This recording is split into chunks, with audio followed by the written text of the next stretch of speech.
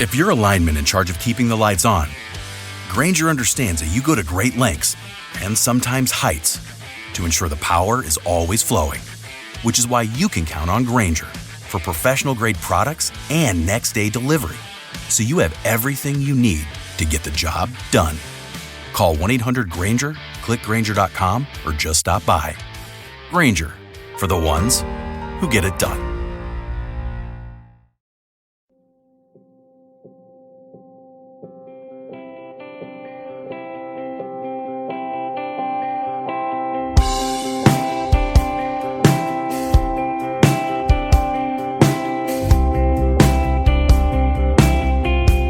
La Vuelta a España está a la vuelta de la esquina, se iniciará, como sabéis, este sábado 23 de agosto y he querido repetir el formato que también funcionó con el Tour de Francia, y es hacer un episodio exclusivo hablando sobre el recorrido y otro dedicado para el análisis de los equipos participantes. Se conmemoran 90 años de la salida de la primera edición, que fue en 1935, aunque son solo 80 ediciones con los huecos de la Guerra Civil Española, la Segunda Guerra Mundial o la crisis que hubo en la carrera entre 1951 y 1954, donde no se disputó. La carrera comenzará por sexta vez fuera de España, lo hará en Italia, en la región del Piamonte. Antes ya se partió de Lisboa en 1997 y 2024, en Assen en 2009, en Nimes en 2017 y en Utrecht en 2022. Y en 2026 ya se está programado que saldrá desde Mónaco. Serán 3 etapas en terreno italiano para luego pasar a Francia. El recorrido de esta Vuelta a España recorrerá 4 países: Italia, Francia, Andorra y, por supuesto, España. Algo poco común en la Vuelta a España. Serán 21 etapas que sumarán unos 3.151 kilómetros. Y estos son los datos generales del recorrido. Y si queréis, nos vamos ya directamente al desglose de las etapas.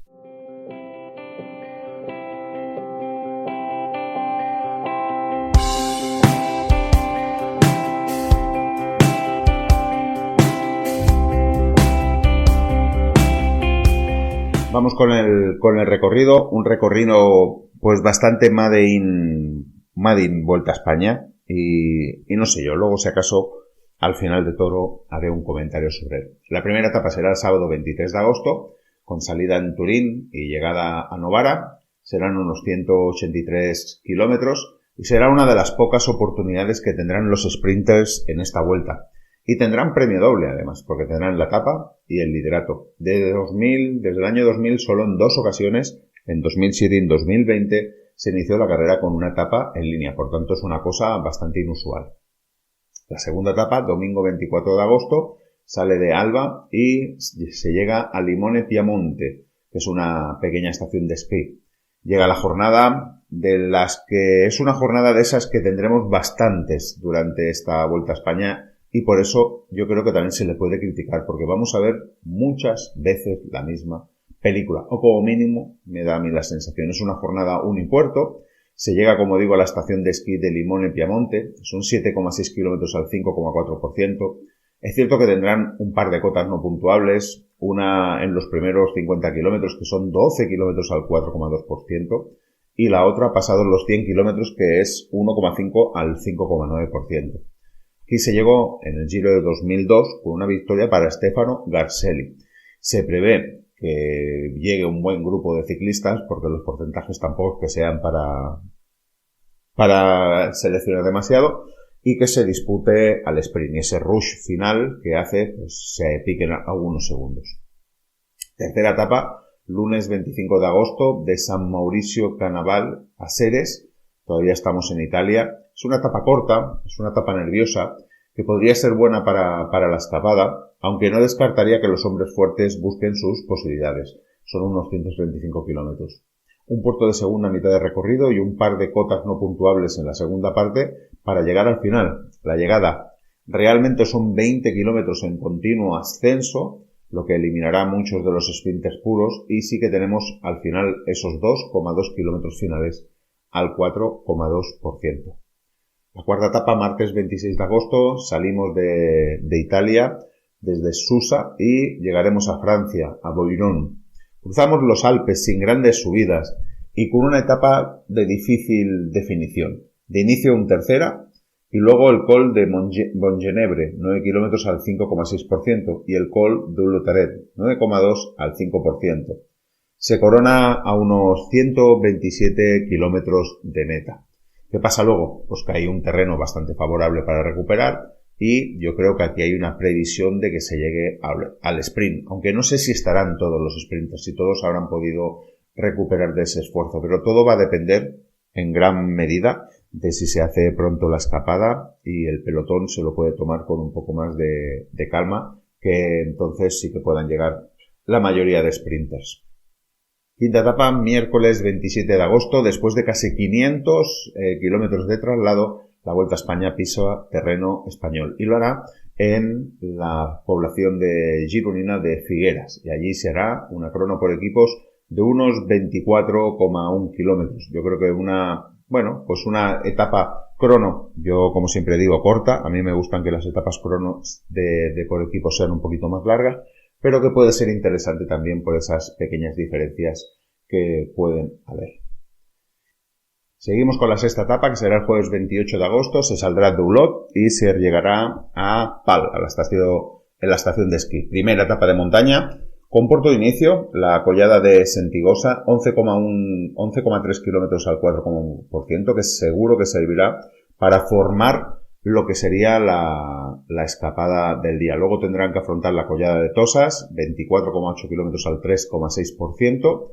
Tendrán que pasar pues muchos kilómetros hasta subir el Alto de la Comella, que son 4,3 kilómetros al 7,4%, que se corona a 21 kilómetros de meta, por tanto es un momento bastante importante y también puede servir para hacer limpieza. Pequeña bajada, terreno ascendente para afrontar la subida a Pal, 9,7 kilómetros al 6,4%. Aquí Alberto Contador en la Volta y Igor Antón en la Vuelta son los últimos ganadores de esta subida. Yo creo que aquí sí que podremos ver un poquito ya mejor los corredores que han venido con esas intenciones y con ese punto de forma para ganar la Vuelta. Séptima etapa, viernes 29 de agosto, Andorra la Vella, Cerler. Es una nueva etapa de montaña. De salida ya tienen el Port del Cantó, 25 kilómetros al 4,3%. De nuevo, es una subida que seguro que servirá para hacer una escapada de mucha calidad. Tocará hacer mucho camino hasta afrontar el puerto de la Creu de Perves, 23,1 kilómetros al 3,5%. Bajar terreno luego ascendente para llegar al pie del Coll de l'Espina, 5,9 kilómetros al 6,5%. Bajada en 2 tiempos para llegar a la conocida subida de Serler, 12,1 kilómetros al 5,9%. Tiene 2 momentos Serler, supongo que la conocéis porque ya se ha subido en bastantes ocasiones, bastante exigentes, que son a mitad de puerto, que son 3,9 kilómetros al 9,2%, y luego después de una pequeña bajadita, 2,7 kilómetros al 9,8%.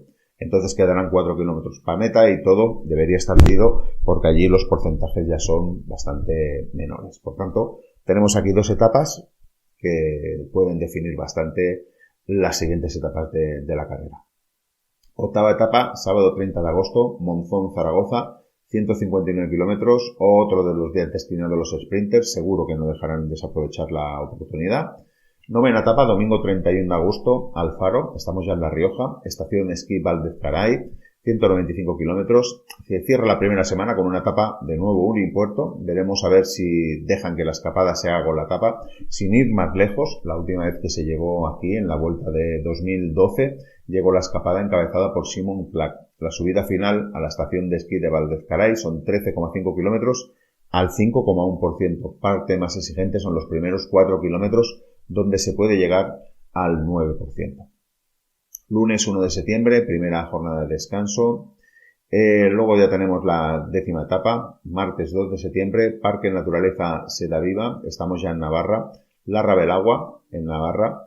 Se inicia la segunda semana con una etapa más o menos del mismo tomo, aunque con 2 cotas, pero que se podría considerar al final unipuerto, con la llegada a Larra Belagua, 9,4 kilómetros al 6,4%. Aquí recordaréis la exhibición de Renko Benepul en 2023 desde la escapada y veremos si de nuevo hay un valiente que lo hace así.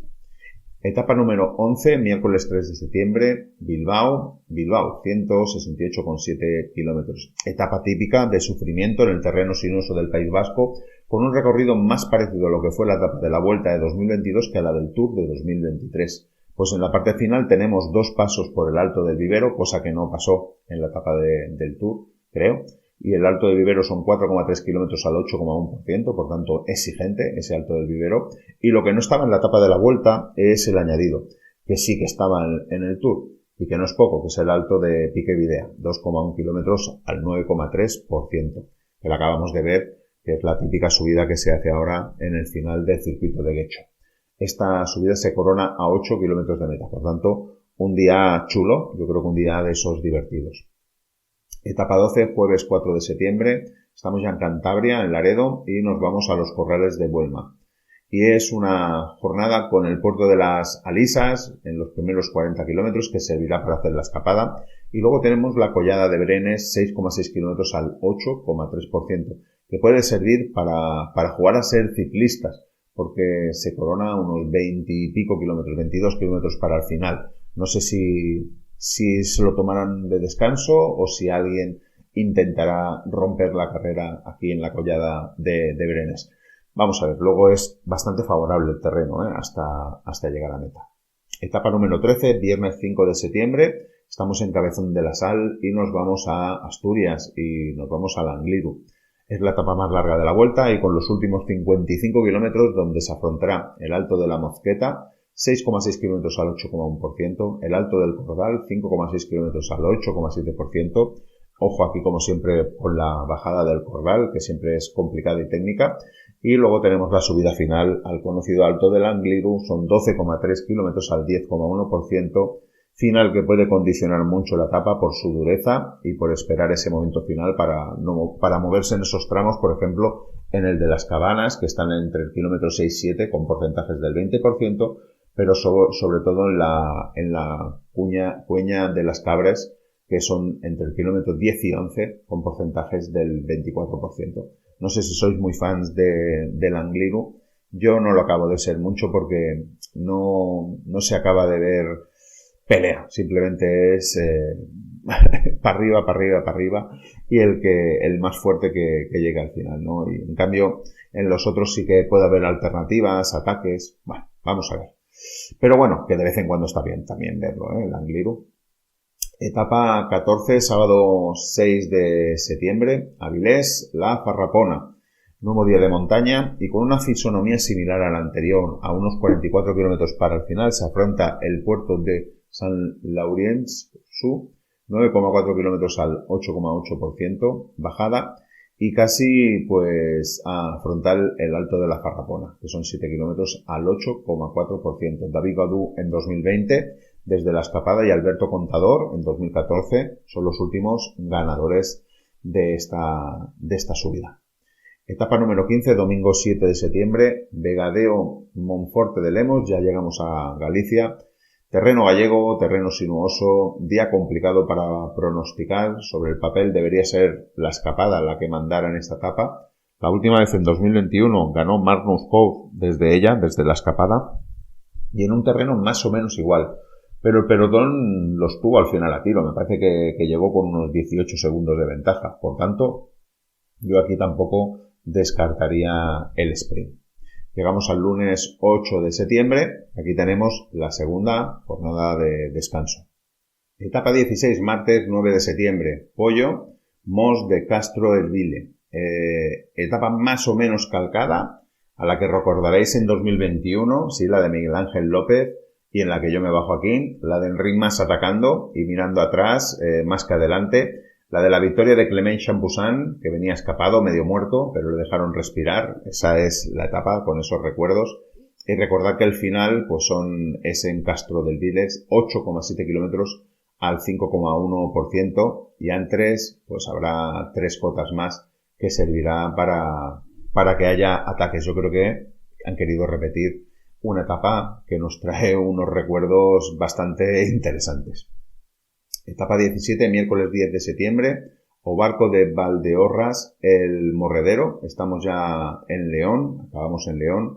Otro de esos días que se pueden considerar unipuertos, pues aun teniendo dos subidas puntuables, la primera es de tercera y muy lejos de meta, llegaremos al Alto del Morredero, que son 18,1 kilómetros al 6,3%. Aquí Alejandro Valverde fue el último ganador en la Vuelta de 2006.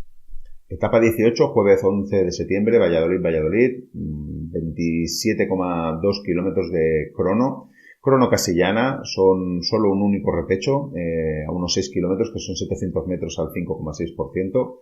Día para especialistas y en 2023, en una crono similar, ganó Filippo Ganna por delante de Remco Evenepoel. Etapa 19, viernes 12 de septiembre, Rueda, Guijuelo, y es una etapa donde los sprinters no deberían pasar la oportunidad que tienen. Será la penúltima que tendrán. Etapa 20, sábado 13 de septiembre, Robledo de Chavela, Bola del Mundo por todo de Nueva Cerrada. Último día de montaña y con un final del todo conocido y que siempre condiciona a que haya pocos movimientos, incluso hasta llegar a los últimos 3 kilómetros finales, pues, que están al más del 12%. Siempre recordaréis estas subidas que se suele pasar eso. La Bola del Mundo son 12,5 kilómetros al 8,5% y según Pro Cycling Stats será la tercera vez que sea final de etapa. Antes, en 2010, ganó Ezequiel Mosquera y en 2012 Denis Menchov. Pero de lo que yo os decía, si ya tenemos el Angliru, ¿para qué poner la Bola del Mundo y no poner pues otro tipo de etapa? Porque al final es la repetición de la anterior. Domingo 14 de septiembre tenemos la etapa 21, a La Pardo, Madrid, y es la típica jornada de exhibición final con llegada al sprint. Eso sería el recorrido y en resumen tenemos jornadas para los sprinters, 2 en la primera semana, 2 en la tercera semana y una posible más en la primera, aquella que os dije que puede ser que los sprinters puedan recuperarse y puedan llegar. Unipuerto, tenemos 2 en la primera, 1 en la segunda y 1 en la tercera. Yo creo que volvemos a abusar de esas etapas unipuertos y no sé si nos cansaremos de ver el mismo resultado. No sé, por ejemplo, hay etapas donde todo el rato pasa lo mismo, ¿no? Los mismos corredores siempre son los más fuertes y llegan lo mismo. No sé, deberíamos cambiar.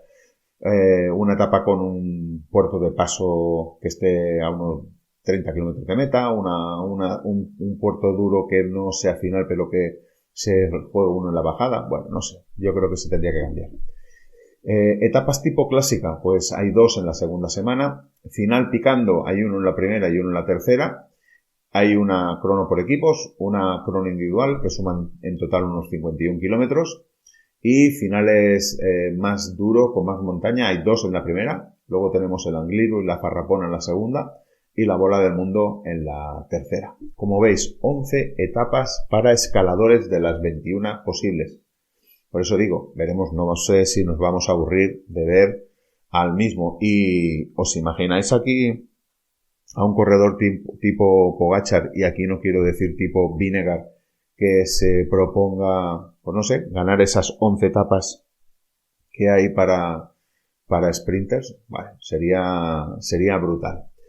Y a vosotros, ¿qué os ha parecido el recorrido? ¿Qué os parece el recorrido?